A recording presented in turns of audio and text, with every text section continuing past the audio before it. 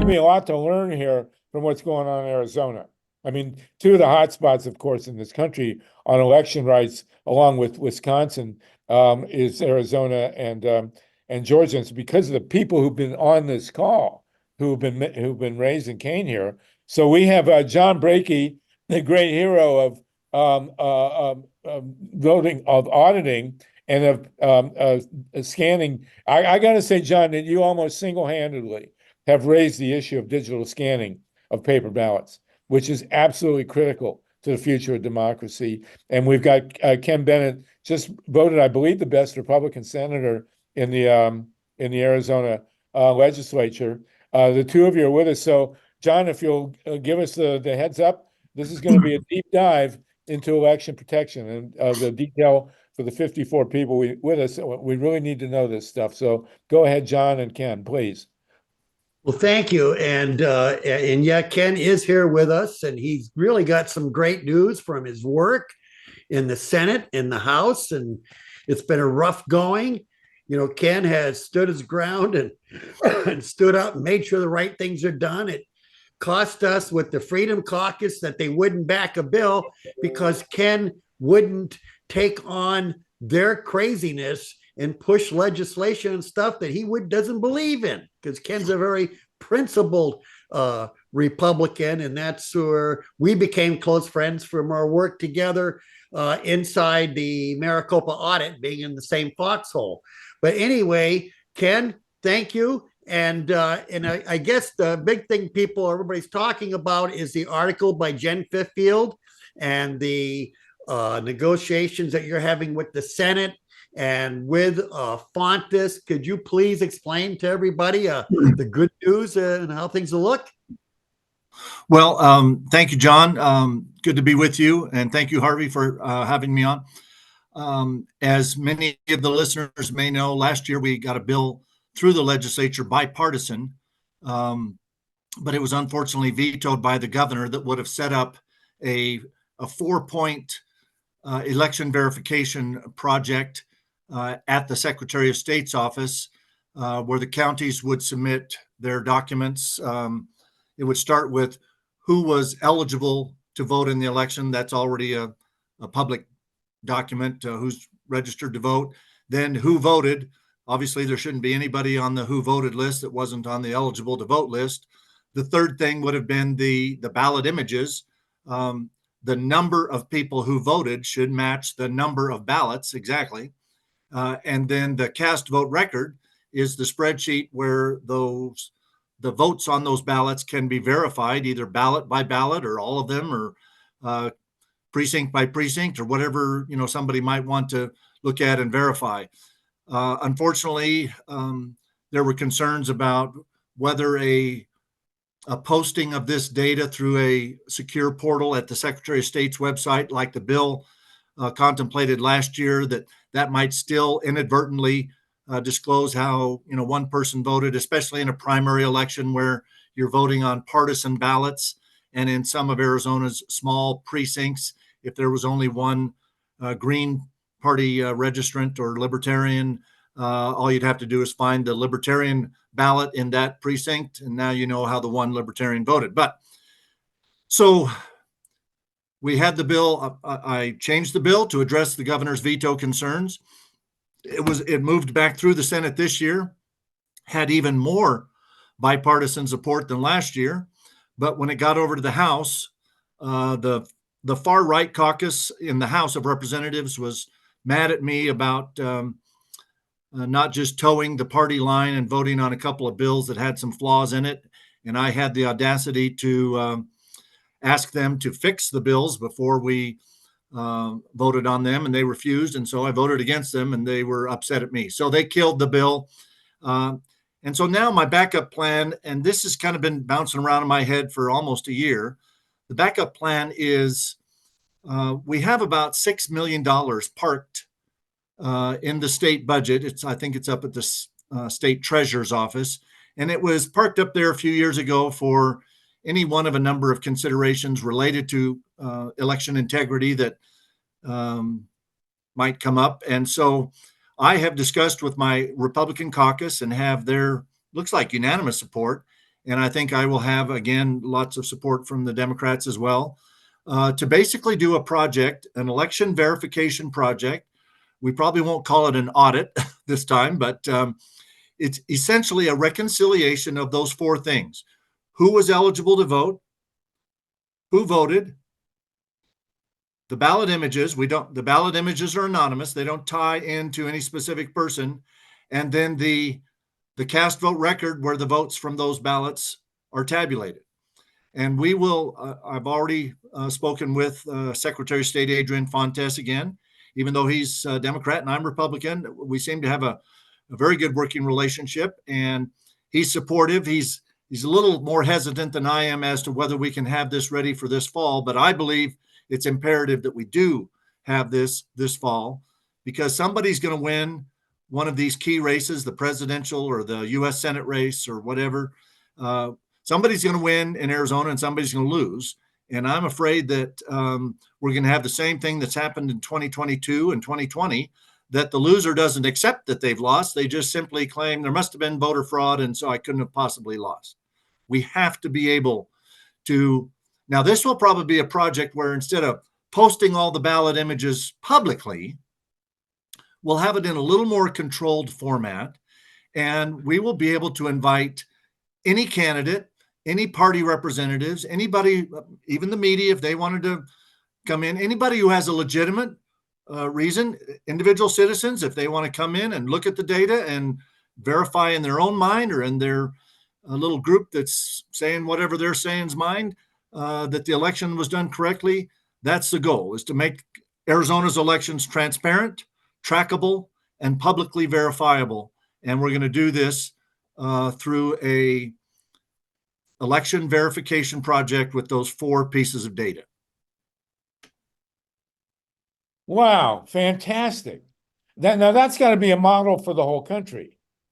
That's Well, really I'm kind of hoping so, John. Do you think I mean, I was delighted last year when we had the bill that we had Democrat election experts from Florida and New York and North Carolina and Tennessee and California and all over the country, including John and his group, saying that the approach that we had in the bill last year, that they supported that. But now that the word is starting to get out, I've got Republicans calling me.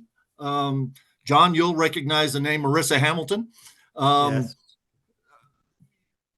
Probably an election denier as to 2020 and 2022, but she was just giddy with support about how this idea is the best idea that I think is out there as to how we can verify that an election was done correctly. And that is reconcile those four pieces of data. And you won't believe how fast we can reconcile them. Okay. You know, we have developed a computer program, which is an off-the-shelf Excel, Microsoft Excel, and working with Ellen Tyson and others, mainly Ellen, we have designed a program that we can go ahead and take Dane County, Wisconsin, 303,000 voters. We can hyperlink everything, the ballot images into the cast vote record and the single file, and do it in 53 seconds. Okay. And then we can sort it into precincts and So create once that's separate done, cast Harvey, vote records. sorry to jump in on you, John. Yeah, go ahead. Once that's done, you can take that file that has those hyperlinks between the ballot images, anonymous ballot images, and the row in the cast vote record spreadsheet that reflects the votes from each ballot. You can toggle back and forth and see that on row 106,992, there's votes for Smith in this race and Jones in that race and Garcia in that race. And you can toggle immediately to the image of that ballot, 106,692 or whatever I said. And you can see that the system correctly recorded the votes in each race. And then you can go to the bottom of the columns for each candidate and see that the totals reported by each county match what was in their canvass report. And it will not tell you who cast that vote. No, it will not tell you who cast that vote. No, absolutely not. But it'll link the image of the anonymous ballot. Now, probably one of the things that we'll have to do in this project, that was a concern of people who opposed the bill last year, is that we'll probably have to come up with a program and some volunteers with good training to check every ballot image and make sure that Grandma Smith didn't write her name and social security number on her ballot or something like that. And if she did, we'll redact that, but we'll show the ballot, we'll show the votes from every ballot once we have made sure that no ballot inadvertently identifies who the voter was. Phenomenal. So I know that we have a very astute crew here. We have 55 people on. I just want to reiterate, the modern election protection movement was pretty much born in Florida after 2000, when Greg Palast and Bev Harris showed that the election was stolen. Hold on one second. Sorry, everybody. I have somebody fixing my door in the background. Anyway, perfect timing. And then in Ohio 2004, when we saw what happened there, we took the movement to another level. And our principal demand, because we were the theft in Ohio 2000 was done with touchscreen voting machines. The principal demand that came out of Ohio 2004 was for hand-counted paper ballots. We did not understand how complicated that is. And it was John Brakey and you guys in Arizona who introduced the dimension of digital scanning, which we did not think of in 2004. And you brought it to fruition. And I will tell you, everybody listening, I will tell you without hesitation that the outcome of the 2020 election would have been different if it had not been for digital scanning of hand-counted paper ballots. That is what protected democracy in 2020, was the digitization, the scanning of the hand-counted paper ballots, which became necessary because of COVID. As you'll recall, more than 80% of the ballots in the United States in 2020 were cast on paper ballots and counted on paper ballots, mostly because we had to do mail-in. People couldn't go in and cast their votes in 2020. But now, this is the big test. 2024 is the big test. And what you're doing in Arizona to update and confirm the validity of the paper ballots with digital scanning and all the other stuff you're doing, that has to be the definition of how the 24 election is going to be cast. Am I overstating the case here? No, I don't think so, Harvey. In fact, there's probably a fifth aspect that we might add to the project, and that is to do some random spot checking of the ballot images to the actual paper ballots. Right. Because the counties know which which batches of ballots are in which boxes. And I think it would just be awesome if, after we verify the ballot images to the votes registered in the cast vote record spreadsheet and verify that those match exactly, and the totals for each candidate in each of their columns matches what the county reported, I'm going to actually be pushing for maybe check 100 or 200 or 500 ballots in each county to show people that nobody's messing with the scanning machines. And when those ballots are run through, the image that the machine is taking of the paper ballot exactly matches the paper ballot. Because there is you could allege that if somebody had the ability or to manipulate the machines, they would manipulate the machines so that when they found a ballot of their liking, they would take that image and then substitute it for every 11th or 17th or whatever ballot that's being scanned through the machine. But just some random checks to verify the ballot images to the actual paper ballots would be kind of frosting on the cake as a fifth action on top of the 4 that I've already mentioned. Well, this has to be written up. You've got to do a paper on this. Ray McClendon, in Georgia is listening to this, and it has to go into the guidebook we put out on the 24 election, which we hope to do within the month. And because this is the critical, I will tell you that if the 2020 election had not been done on hand-counted, hand-marked, hand-counted, digitally scanned paper ballots, we would not be able to refute the idea that the election was stolen. There would be no way, because if 2020 had been conducted on machines, it would be anybody's guess. It is hand-marked, hand-counted, digitally scanned paper ballots that saved democracy in 2020. And in Arizona, we are 99.5% paper ballots. Yes, we have some ballot marking devices for voters with disabilities but it ends up creating a paper ballot. It ends up creating a paper trail.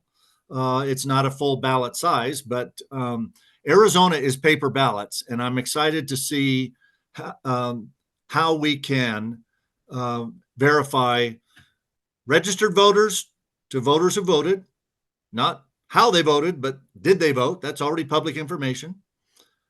The number of voters matches the number of ballot images, and the votes on those ballot images are correctly tabulated in the cast vote record, and everything adds up and balances.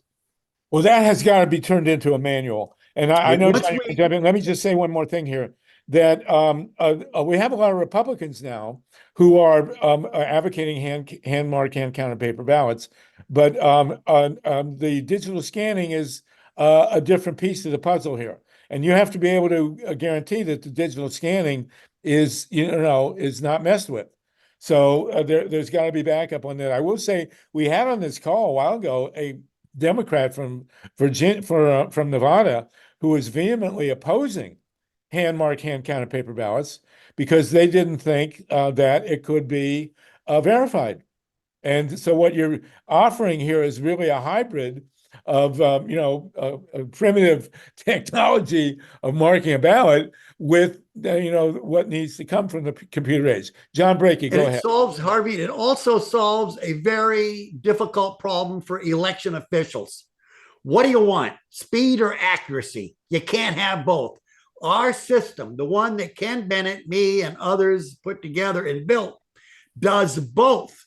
Imagine Maricopa, 1,500 boxes of ballots, 7 batches in a box, 758 precincts or whatever. You'd have to open up 1,450 boxes to make one precinct, and you would wind up destroying all of the batches, and you can't do that. With this system, it's automatic. We want to teach precinct committeemen and women how 2 of them get together and they could do their precinct and check everything, and believe it or not, do it in less than 2 hours. That's how quick it would be. It's very important that we go ahead and get back to precinct levels, because precincts have histories rather than what we have now: vote by mail, drop boxes, all different ways and different batches. There's no way to confirm. And secondly, the cast vote record database is a really important tool, but without the ballot images, it's no good, because it is a spreadsheet. What do you want it to be? You have to have elections that have strong evidence that Ken Bennett is talking about. And that's what we're working for. Elections that we can believe in, and no more Wizard of Oz. Well, in the 1896 election, the Republicans under Mark Hanna really stole that election, and they claimed that all these ballots for William Jennings Bryan had been eaten by farm animals. I swear, it's in the newspapers at the time that the donkeys came in and ate the ballots. So I hope you guys have a way.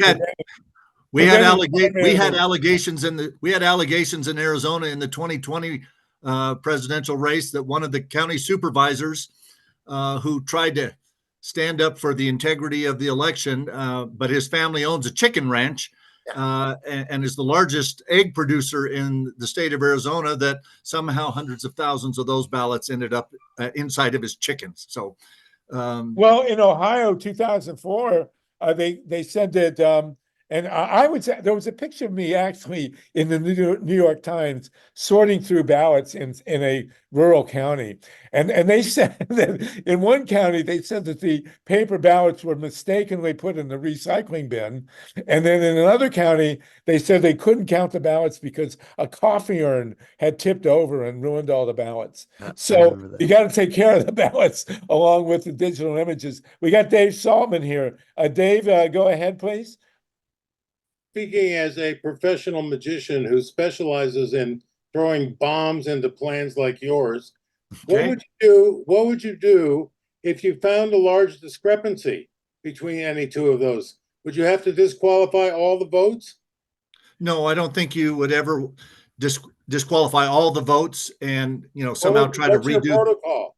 What's your protocol? Suppose you find 500 votes that are not corresponding in two of your four categories. David, we'll write up the protocols before we do it. Well, what is your protocol now? If you don't have one, I promise you, and I've offered before on this broadcast to demonstrate this, me and my friend Mark Minton will steal every goddamn vote in your entire repertoire. Steal every vote. Well, he's a top class professional magician with a top security rating. Well, I think the protocol will be bipartisan observers looking at every ballot image to the cast vote record to verify that if the cast vote record says there's a vote for Smith and Jones and Garcia on that ballot, that they can look at that ballot and see a vote for Smith and Jones and Garcia. And what if they can't find that ballot because Mark Minton and I hijacked it? Well, you'd have to break in. You'd have to do a lot of things. I mean, we can play ifs and ifs. Well, I'm telling you, if somebody realities here, okay? There's a ballot and there's a ballot image and there's a redundant system. You would have to be able to screw with both of them to make a good steal. Each ballot image is hash. Each ballot image gets a hash value. We're going to rely on people smarter than me to make sure that nothing has been changed in the ballot image. May I suggest that the reason that all these things worked so well in the past, because basically there wasn't that much tampering. But if there's deliberate tampering, you guys are in trouble, with all due respect. That's why we have a redundant system. That is why that we want the ballot and the ballot image. And that's why we've really tightened up the security in Arizona. Ken, my work in the last 20 years, I must have sued Maricopa 8 times, and we're good friends now because we got to take a look. Do you physically transmit the paper ballots from one location to another? Of course. Only, not really. No. You count them on location? It depends. You got different ways. You got vote by mail. You got precincts are pretty much gone. It's voting centers. It comes in. We do know that Maricopa probably has one of the best tracking systems that I've ever seen. It's as good or better than Amazon. Everywhere it winds up, you get a note saying it's here or I just got there, and it lets you know. I mean, yeah. David, you were asking about.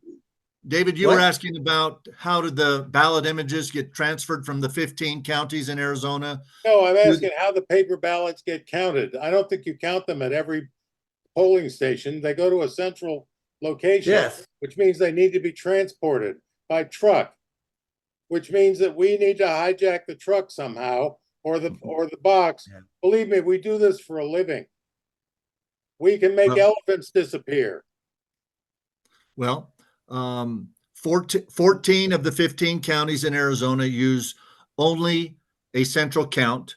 The largest county, Maricopa, which is about 60% of the vote in the state, they use voting centers, and they actually do tabulation at the 238 voting centers and then transmit the data to the central count, because the mailed in ballots are being data how?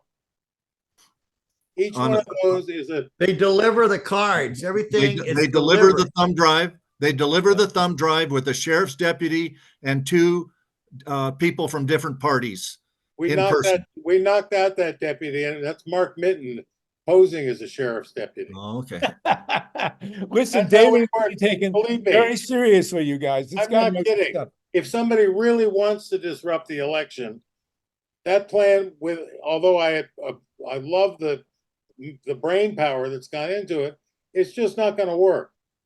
Or let's put it Well, this we way, don't, we it can't be strongly defeated. disagree with you, and it's okay to disagree. Okay. We take this job very seriously. I've been doing this 20 years. I Okay. agree with Ken's you. been doing elections, running since 2015 with Secretary of State. I was the Secretary of State for the state of Arizona from 2009 to 2015. Well, let me ask your impression then. You know for a fact, haven't most of those elections been basically honest and correct?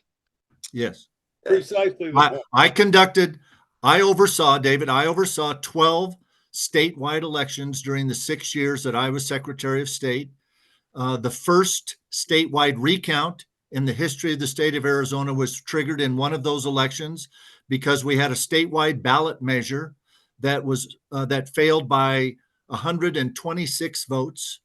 First time at that time in the history of the state that the state statute was triggered that says you had to have a automatic recount if a statewide election was within 200 votes, winning, losing. So I not only did the 12 elections, but I had to oversee a recount, statewide recount. We recounted almost 2 million ballots, and the result changed by 12. Precisely. That's not an election that has been hijacked. That's an honest election. They're all like that. Most of them, as far as I know. The actual incidence of election fraud is very small. Yeah. All know I that. think But the there is answer an is, instant I that think we the see answer, as a David, concern I that think the answer, Maricopa David, County taught us. wait, John. The answer obviously is that prior to the voting this fall, there all professional magicians should be arrested. That's the first step on the path to true honesty in this world. Good for Go you. ahead, John. I'm sorry to interrupt. Well, you. I Go was just saying is that, the system that me and Ken have worked hard building with others is that we believe if an election was separated by one vote, how certain we could be. And then the experience that me and Ken had through the Maricopa audit that happened, me working inside Maricopa for 2 weeks, me looking very strong at electronic adjudication, and then finding out that 11% of all the ballots that come into Maricopa need to be adjudicated. 70% of those adjudications are write-ins, but the rest of it is voter error. And we live in a state with voter intent. We live in a state that if you make a mistake on your ballot in Maricopa and you call and say, send me a ballot, they're going to say, no, no, no. What we want you to do is cross out your mistake and write no, fill in the next bubble and write yes, and automatically that ballot, as it goes through the system in a batch, it will jump up and it will say, hey, I need a human being. Look at me. Is this a real overvote or is there a real vote here? And those 200 ballots in the batch will be frozen until the team of 20 tables with 2 people each, with cameras above, with 2 roaming judges to make a decision. And it's very fast. And that was what led Maricopa wanting to say, hey, we want ballot images released because we want to show them that we have a good election and we want to release them by precinct because that's a small enough number, because we want to teach people how to audit by learning how to climb a hill rather than trying to take on a mountain that has 2.5 million ballot images in there. And you would not have enough space in your computer to store them all. Okay. I mean, the point is that this system, we want to push all across the country. We want to go after the Attorney General's Association, Republican and Democrats, to get them to realize that the problems in elections are very complicated. But my God, the solutions are simple. It's called transparency with redundancy, because without it, our democracy is dying in darkness. Well, let me just say here, all I'm focused on is Arizona. I'm not trying to push something out yet to the whole country. We're going to try to do what we can do in Arizona. If we can do it better with suggestions from you, David, or anybody, then, you know, we'll write up all those protocols. If it turns into a manual, Harvey, that's fine. All I'm focused on is doing the best job we can at proving to Arizonans that the election was correct. And the more we do that, the more I think we can say that the elections in the past were probably correct too, and that they don't have nearly the amount of alleged errors or manipulation as some people have tried to say for the last 2 to 4 years. But I just want to be able to tell the people of Arizona, if you want to cut, you know, we might have a race. I mean, we had a statewide race in 2022 for the Attorney General. That was 540 votes between the winner and the loser. And that triggered a recount because the law has been changed from 200 to 1/10 of 1%, but that was still within 1/10 of 1%. And we had to recount a statewide race just a couple years ago. And as John said, we might have a race decided by 8 votes, not 560. And we're going to have to prove to somebody that they won and to the other person that they lost. And of course, Phenomenal. I think in a month, we should convene a national, if your guys are game, a national Zoom call to invite everybody involved and to hear what you guys say. I know you're focused on Arizona, but look, Arizona could very easily decide the presidency in the fall. And this is a very, very big deal. And I think we're proud that this kind of discussion has really originated with these Zooms. So, and John Brakey, we're just so proud of you and Ken here to raise this. No one else is talking about it. It is really huge. Steve Caruso, please, then Lynn Feinerman and Donald Smith. So here's another layer of protection, David. Sorry. The precincts have poll tapes. Get the pictures of the poll tapes after a bipartisan group at the precinct level totals the votes out, checks the voter rolls, the signing books, and everything that's done at the local level, and then have that added in to the totals. That's, that would that's be the way it should be done, and that's how you maintain the integrity of the chain of custody, because everything should be added from the precinct level on up and be accounted for, right? from the magician's point of view, that just gives us another place to attack. But okay. knock yourselves out. I will do this, and we did this before. Anytime you want to have a mock election, and you want Mark Mitten and myself, who we've already discussed how we're going to do this, so we're ready for you. You want us to hijack it, we'll do it. We'll give you a demonstration. Violence is not forsworn, by the way. If we have to knock out one of your truck drivers, that's on you, not us. I'm warning you in advance. But if somebody's going to steal an election, that's what they're going to do. I would say that we've been very lucky in this country that most of the elections, what you're finding are mistakes, and as well you should. And there's plenty of mistakes. The hanging chads will forever be with us, and that's fine. But if somebody really wanted to do it would not be that difficult, in my opinion. I just saw a note come up from someone to have a trial run. We might use the July 30th primary as our trial run, and then work out any bugs or kinks and have it ready for the November 5th general. Donald? That's a great idea. Let me call on Lynn Feinerman. Lynn, go ahead. Yes, what with all the discussions about how elections can be taken out through the ballot, I am reminded that the rump recently indicated publicly that there were 100,000 poll watchers, quote unquote, that were recruited from his campaign. I'm wondering if Arizona is concerned about possible poll violence and poll threats. And just as an aside, I congratulate you on the repeal of your 1864 law. Thank you, Lynn.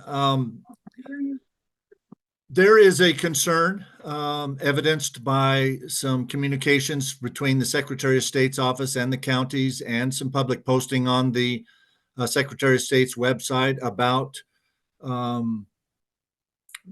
trying to prevent, if possible, or identify and respond as quickly as possible to any incidents of violence at the polls. And there was a governor's task force on election integrity, which did include poll safety and things like that as one of the subtopics that has occurred within the last year. So I think we're working on that in Arizona. Don't want to get into too many details about how we're going to try to prevent it, because we'll just give somebody our map about how to get around it. So, but we are concerned about that and appreciate your expression of that concern. Very good, Lynn. Very good point there. Donald Smith, go ahead, Donald. Yeah, this is a question for David mostly. So you said, well, no matter what people do, a determined, skilled magician or a foreign government can hack it. I don't doubt that. I mean, if they're just like in internet security, if a foreign government like Russia or China wants to hack into something, they can do it. No matter how, So what's your point, David? It's possible if somebody's really determined to change the election result. So should we just give up? So it sounds like you're just saying, yeah, I can beat you. Okay, well, that just shows it's very hard. We have to try the best we can. And then there's no perfection. So what's your point? Fair enough. That's a good point. Yes, I think that it can be beaten. I think that the hacking that has been done already was done not in the vote count itself, but before. That's at least my understanding, based on the testimony from that guy who used to run Psychology Today. I can't think of his name now, who was on this program before. I'm just saying that no program is foolproof, and that's part of the problem with democracy, I suppose. Well, one of the first things we will do in this project is simply take the ballot images that were tabulated on one of 3 election management systems in Arizona. Arizona has 15 counties. Right. The largest county, Maricopa, uses Dominion systems. A lot of speculation around Dominion and accusations, but Maricopa uses Dominion. The county that I reside in, Yavapai County, uses Unison.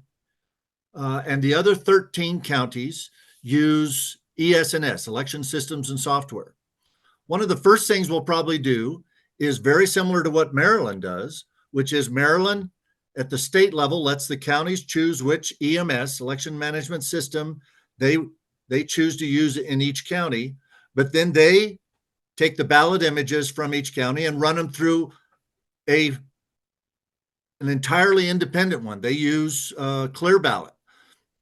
That's probably what we will do in conjunction with the tool that John has helped to develop. And one of the things we're going to do is make that tool available to the counties during the tabulation time so that they can identify mistakes and fix them before they canvass or certify the election. In Arizona, it's called canvassing.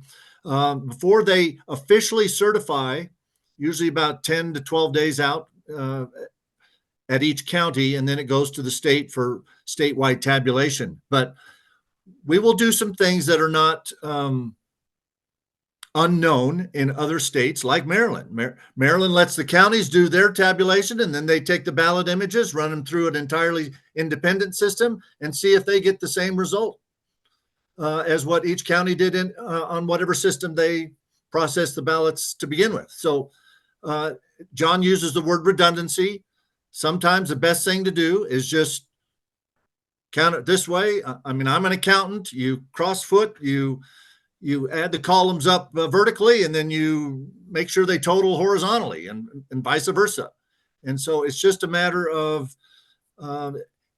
having as much data points and having, which the tool that John has developed, have the ability to take hundreds of thousands of ballot images in a county.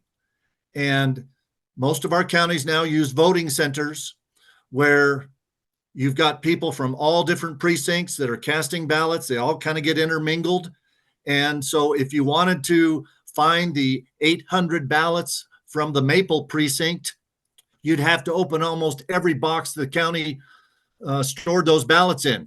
But if you can go initially to the ballot images and say, show me all the ballot images from Maple precinct, then you can show the 6 Republican precinct committeemen and the 7 Democrat precinct committeemen from Maple precinct that here's the 800 ballots. Oh yeah, that's about what happens each, in a presidential election. We have about 800 out of our 1,000 or whatever the numbers are. That was the number, by the way, in Arizona 4 years ago. We had 80% turnout. 80% of Arizonans voted in the 2020 election for president. So we've got a pattern of how things work at the precinct level. Being able to reverse engineer, not that's maybe a bad term, but just being able to sort back to the precinct level will allow us to show people data that they're used to feeling comfortable about when they worked in a precinct 10, 15 years ago before we had voting centers and mail-in balloting, and 800 people showed up in the Maple precinct and voted. Phenomenal discussion. Really fantastic here. Myla Reeson, please, Myla. Oh, thank you. And John, thanks so much for bringing Ken Bennett to meet with us. The saying goes that a broken clock is right twice a day. In that respect, I recently saw Mike Lindell, the My Pillow guy, calling for hand-counted paper ballots. He's been saying that he really wants, that's the only way that people can actually have confidence that in the results of an election. And and he's also calling for the elimination of electronic voting. And I'm wondering if in the places in Arizona where ES&S and various other voting machines are adopted, whether you're also calling for a paper trail so that you have a combination of paper and electronic so that people, again, can have confidence. Well, yes, that's great point, Myla. And the short answer is yes and yes. We will, as I said earlier, 99.5% of all ballots in Arizona are paper, and the ones that are cast electronically generate a paper printout that shows what the votes were. And so we do have a paper trail. Chain of custody records will be a vitally important aspect to making sure that, as was mentioned by David, Maricopa County has 238 voting centers. And when those ballots are tabulated at each center, and then the ballots physically are driven down under sheriff deputy supervision and 2-party observers accompanying that, and then a thumb drive with the results of what was tabulated at that voting center. All of that comes into the central count where gobs of people are watching from all the different parties to make sure that everything adds up. And so, yeah, chain of custody, paper ballots, and to the Mike Lindells of the world, the largest hand count of an election is the one that John and I participated in 4 years ago. We hand counted, or at least the cyber ninjas from Florida hand counted 2.1 million ballots. Actually, it wasn't it was 2,089,563 ballots.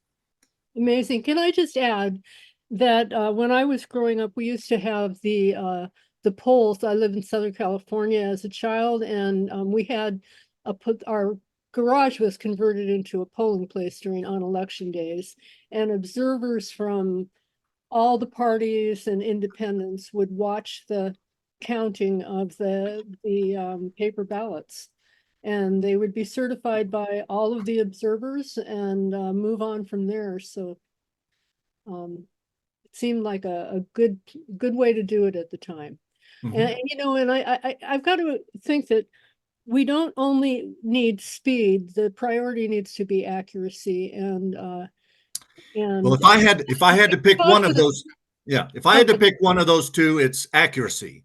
right. But to John's point, with the tools that we're working on, I think we can have accuracy and speed to verify the election before it's certified, because that's what a lot of kind of the far right crowd in Arizona is screaming about, is that the election gets certified and then we don't have any data to really go to a judge and present anything that would be acceptable evidence to say something might have gone wrong. So we've got to have accuracy with enough speed to make sure that people have confidence that we got both. And if you would allow me just one off topic, please look into shutting down the Palo Verde nuclear power plant. It's in Arizona. You know, we get energy or electricity from Palo Verde here in Los Angeles, and What do you want us to replace it with? solar. Oh. You know, Solar, wind. You can do solar and wind, but you know, the operator of Palo Verde spent something like $10 million trying to defeat the initiative back in 2018 that would have required a certain amount of solar generated in the state of Arizona. Yeah, we can show you how to put a solar on every rooftop, parking lot, and reservoir in Arizona and get every drop of electricity you could ever use. It's amazing how Georgia and Arizona, these two electoral hotspots, are also hotspots in the nuclear issue. This has been a phenomenal hour. So I want to commit to 1 month from now, we will call a national Zoom and revisit everything you guys have done and fold it in with Georgia, Wisconsin, and Ohio and the other places where Michigan, where this is really, really a big deal. But I cannot understate or overstate the importance of what you're doing here. It's phenomenal. John? John, I think In you're muted. closing, I just want to add that, you know, the tentative plan right now is Steve Rosenfield is flying in Wednesday. Ken, me, and Steve are meeting Thursday. Maybe I know Ken has some commitments Friday afternoon, maybe in the morning. We're going to try to go ahead and put a paper together. That's why Steve's coming in, and we're going to make an incredible video laying it out, how this works so simply, how big this thing really could be, and the training, because it is phenomenal. And I also posted a video in the chat that you'll find that at 12 minutes in, you'll see the system working. It's unbelievable. It's just bigger than I thought it could be. And I've had this dream ever since 2006, because I knew that the digital was coming because it was already here. I was using it. Elections didn't want it. They did not want to have this additional record hanging over them. They liked the old system, that there was no evidence left behind. And now we have it. We counted the ballots. We counted the ballots. We put them all in boxes. We sealed the boxes. So it's over. We can't look at anything. No, we can look at every ballot, sorted into precincts. We can retabulate it on a different EMS system than what any county or all of the counties did. We can count it a third way. We can let David hijack it for an hour and see if when we count it again, we get the same results. We can count it backwards and forwards and up and down. And it's incredible. Well, I can personally attest that David's apartment is too small to hide that many ballots. But nonetheless, I do want to point out that semi trucks to take the original ballots. not only has this been a phenomenal hour, but it's also the hour in which the Grebe Zoom call has expressed strong solidarity with Paul Gosar, Marjorie Taylor Greene, and Mike Lindell. So if we want to add more political balance, by all means, let's do. Steve Caruso, go ahead. Yeah, John, I would play the video, but it's not Creative Commons licensed. So YouTube's still trying to keep track of their money. Well, put the link in the chat. put the link in. Yeah, the I chat. did. is, yeah. It's right there. So Okay. yeah, So there you I go. mean, Creative Commons is great. YouTube locks your whole video down, and it would be worthless. Thanks. Okay, thank you guys. Ken Bennett, great to have you with us. John Brakey. We're in 4 weeks from today, whatever that date is, 4 weeks from today, we will conduct a national seminar on what you Good. guys are doing there. We'll bring in Ray from Georgia and people from Wisconsin, places where we've really made a critical success. So thank you both very, very much. Thank you, Harvey. No nukes. No